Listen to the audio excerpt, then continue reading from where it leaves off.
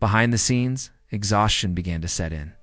The cast had been working through long nights, and the physical toll of the crucifixion sequence was heavy. Jonathan Roumie's costume, soaked in sweat, dirt, and fake blood, became a symbol of dedication.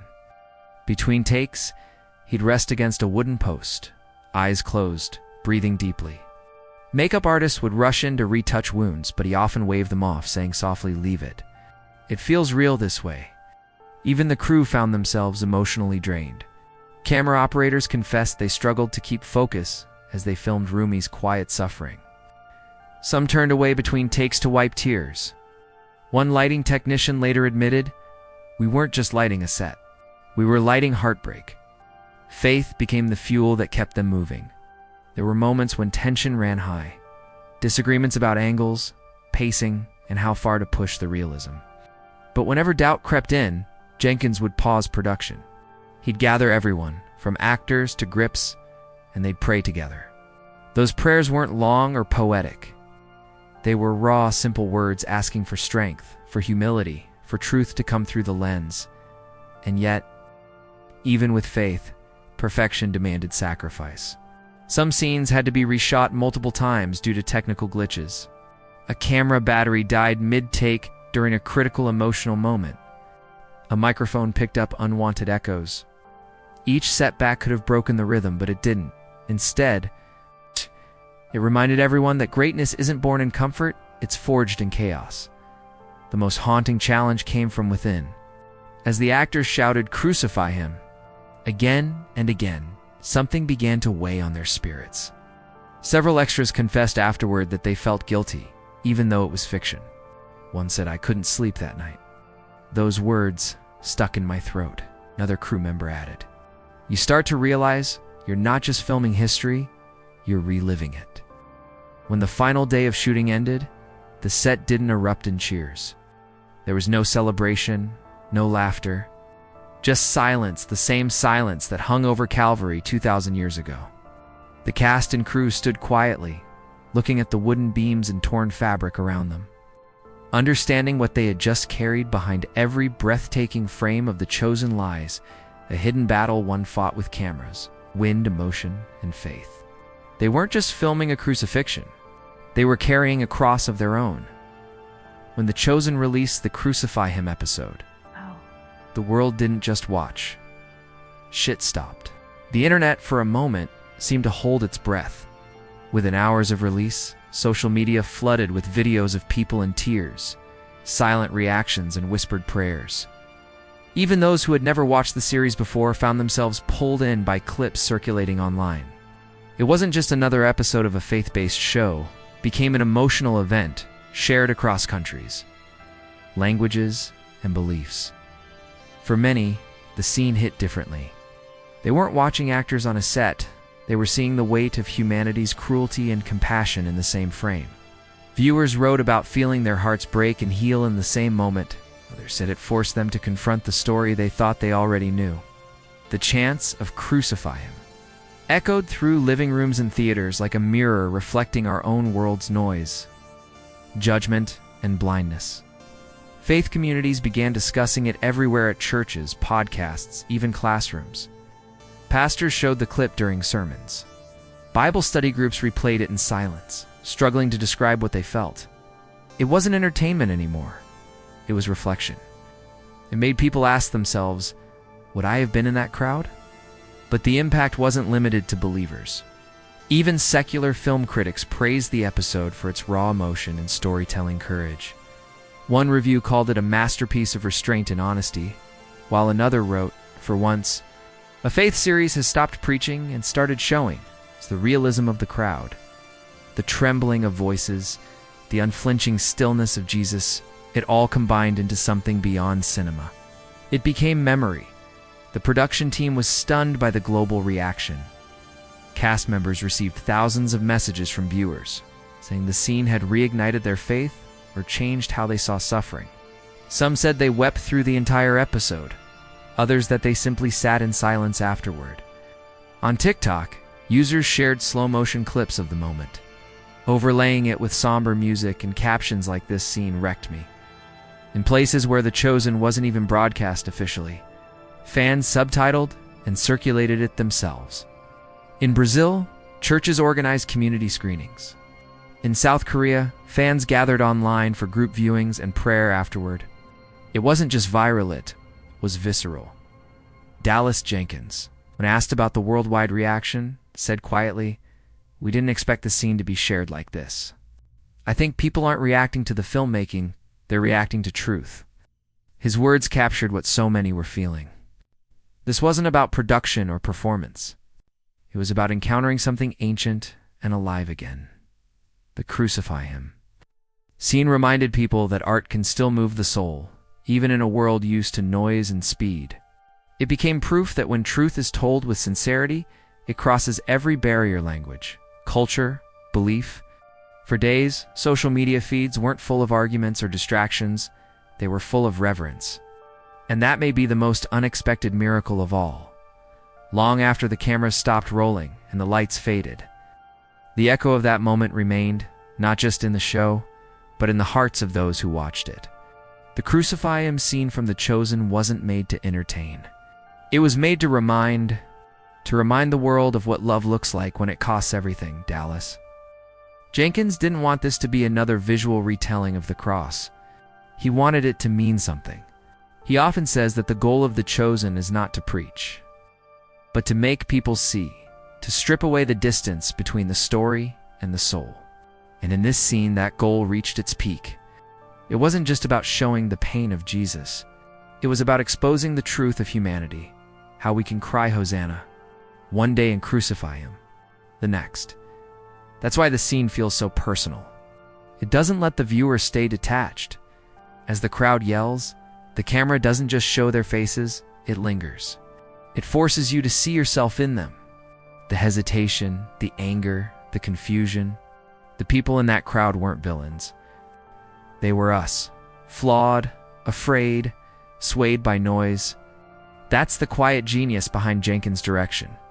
He didn't paint evil as something out there. He showed it as something within all of us. But amidst the pain, there's something else, a message hidden beneath the horror. Watch closely, and you'll notice the stillness of Jesus, His silence against the storm of voices. That silence is not weakness. It's choice. It's mercy standing still while the world tears itself apart. It's love that doesn't fight back, even when betrayed, mocked, and condemned. And that's what broke people's hearts. For those who have watched the show from the beginning, this moment felt like both an ending and a beginning.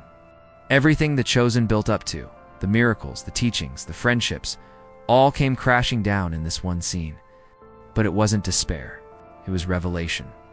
It showed that even in humanity's darkest hour, light never truly leaves. Viewers said they found healing in that paradox. One fan wrote, "It wasn't just Jesus on that cross. It was every time I've failed, every time I've doubted, every time I've hurt someone. And yet He stayed." It's what makes this scene timeless. It's not about history. It's about reflection. The message behind the pain is simple but piercing. Redemption is not comfortable. And grace is not soft. It demands something from us to look inward, to face our own cries of crucify, and to choose love instead. The Chosen didn't rewrite the gospel. It reawakened it. It reminded the world that faith isn't a story told in ancient words. It's a heartbeat, still alive in modern hearts. And maybe that's why this one scene shook the world. Because it didn't just show the crucifixion. It made people feel the cost of love, the weight of forgiveness, the beauty of surrender. Some moments fade as the credits roll, but others linger, echoing long after the screen goes dark. The Crucify Him scene from The Chosen Season 6 is one of those rare moments that refuse to leave you. It's not just remembered. It's felt. The kind of scene that leaves silence in its wake. The kind that doesn't just play, it stays. Dallas Jenkins and his team didn't just film history, they invited the world to step into it. Every scream, every tear, every heartbeat captured on that dusty set became a bridge between the ancient and the modern, between belief and doubt, between storytelling and the sacred. It showed that the story of Jesus isn't locked in time. It's alive, retold, not with words carved in stone, but with emotions etched into human faces. When audiences finished the episode, many didn't rush to the next one. They sat quietly. Some prayed. Others simply stared at the blank screen, unable to shake what they had just witnessed. That's not entertainment, that's transformation. It's the kind of art that reaches into the soul, not asking for applause, but reflection. This is where The Chosen has achieved something few productions ever do. It turned a familiar story into a mirror, one that shows not just who Jesus was, but who we are. The angry crowd, the silent Christ, the weight of choice, it's all there, replaying itself in our world today. Every shout of hatred, every moment of betrayal, every act of mercy, the story continues because humanity. The crowd roars. Dust fills the air. A man stands before them, beaten, silent, and alone. Then 3 words pierce through history. Crucify him. It's not just another moment on screen. It's the heartbeat of The Chosen Season 6, the scene that left millions speechless. What happened behind the cameras that made this moment feel so painfully real? Let's step behind the lens and uncover the story that shook the world. When The Chosen announced Season 6, fans already knew what was coming. The story had been slowly walking toward one of the most painful and sacred moments in history, though. Crucifixion of Jesus. Yet, no one could predict how deeply this season would cut into the hearts of its viewers. Every episode built tension, emotion, and truth, leading to that one unforgettable cry, "Crucify him." The creators of The Chosen knew they were not just filming a biblical event. They were telling a moment that defines humanity. Dallas Jenkins, the director, understood the weight of it. He once said that the crucifixion is not just a sin, it's the center of everything. So when it came time to bring that scene to life, nothing was left to chance. Every detail, from the faces of the crowd to the tone of the sky, was planned to echo the pain, confusion, and chaos of that day. On set, the atmosphere was different. The crew arrived early, but the usual chatter was gone. The extras who would play the crowd were silent, many of them nervous. Some whispered prayers under their breath. Others held crosses or scriptures in their hands. The air felt heavy, as if everyone knew they were part of something greater than a TV show. It wasn't acting, it was reverence. Jonathan Roumie, who portrays Jesus, carried that weight too. He didn't speak much between takes. His focus was deep, his movements slower, more deliberate. He later shared in an interview that he didn't want to just play Jesus, he wanted to feel the cost of what was happening. His quiet intensity set the tone for everyone else. Even the Roman soldiers, shouting their lines, did so with trembling hands.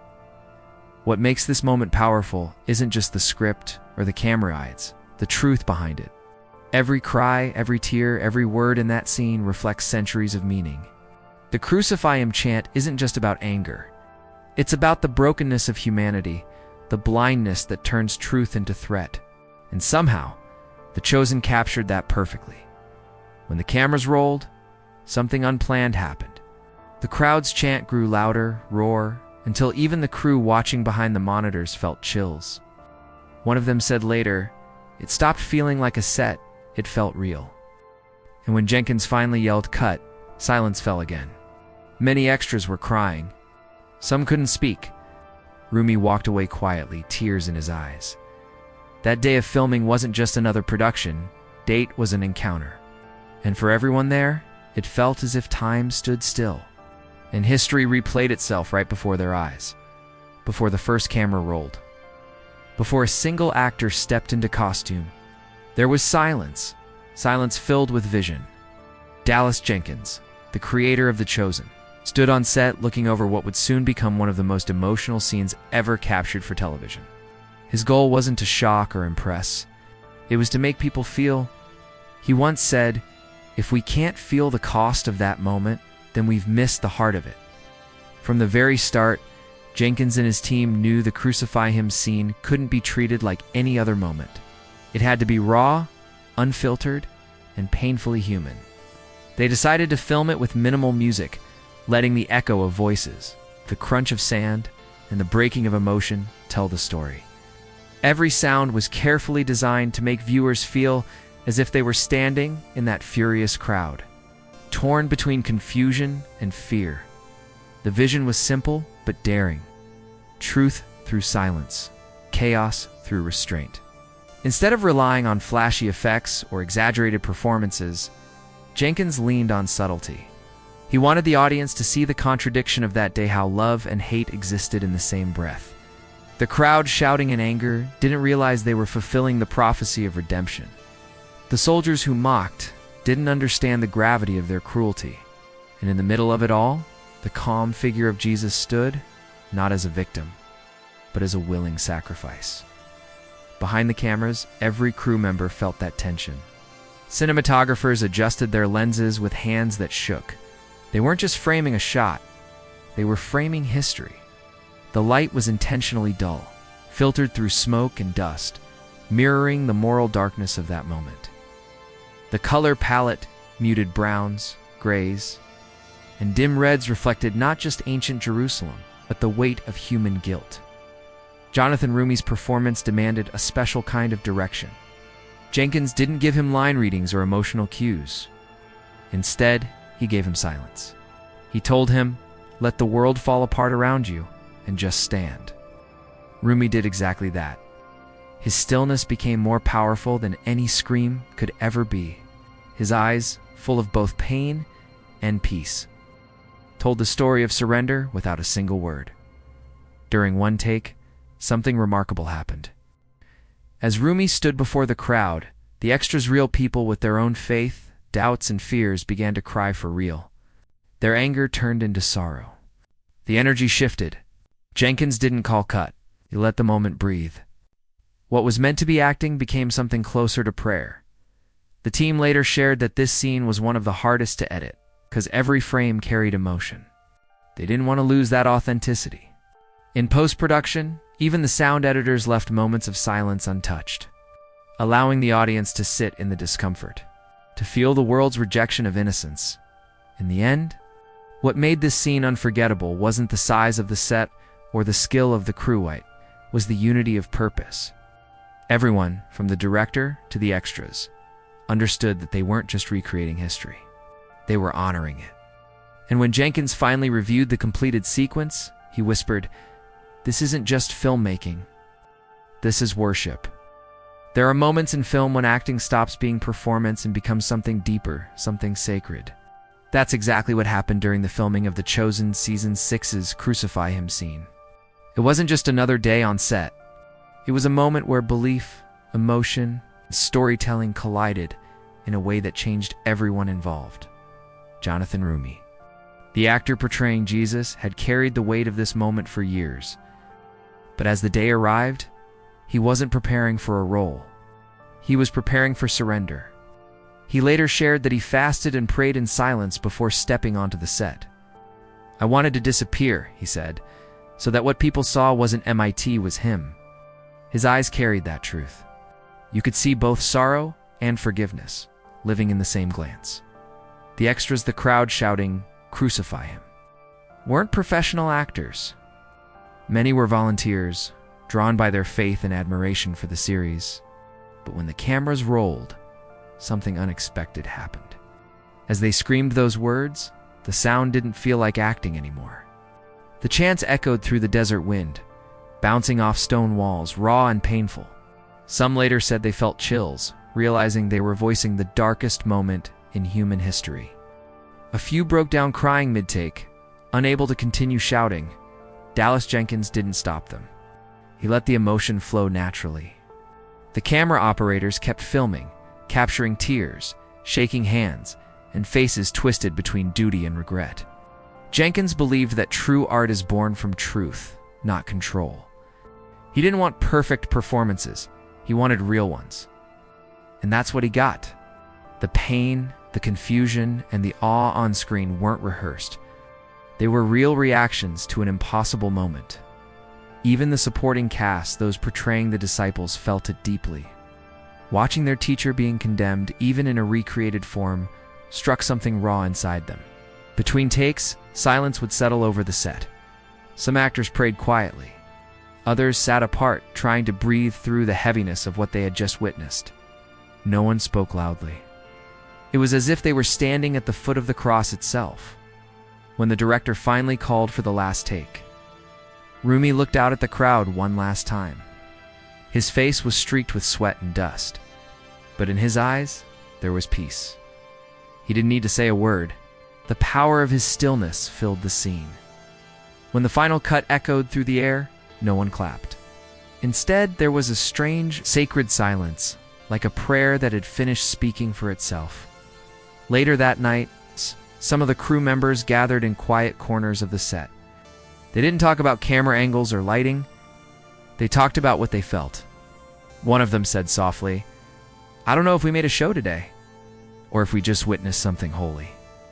That's the power of art when it steps beyond performance. It reaches something eternal. For everyone there, the Crucify Him scene was no longer just a scene, it became a spiritual experience. One that blurred the line between filmmaking and faith, story and truth. What the audience sees is a flawless moment, a seamless blend of emotion, art, and faith. But what they don't see are the battles that rage behind the camera. The making of The Chosen Season 6's Crucify Him scene wasn't just a creative challenge, it was a test of endurance, belief, and emotional strength. Dallas Jenkins and his crew faced more than cinematic pressure. They faced the weight of portraying one of the holiest moments in history without breaking its sanctity. Every choice mattered. Every frame carried responsibility. The team wasn't just trying to get it right, they were trying not to dishonor it.